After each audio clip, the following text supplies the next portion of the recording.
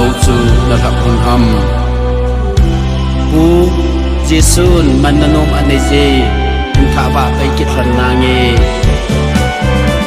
mi pi hon azuyum sangan no chung a Jesu ang to ve nu mai cha pang te hon ki pa in a le mui i pau de ve gam hung hung ding chu anun lo be chung nung pe na hosanna tina samwe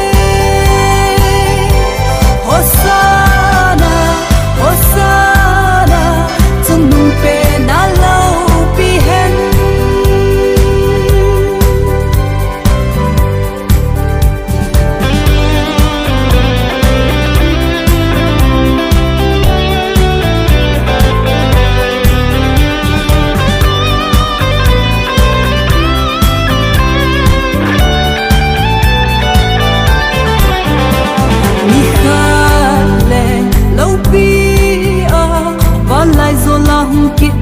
pa chu lum nom hen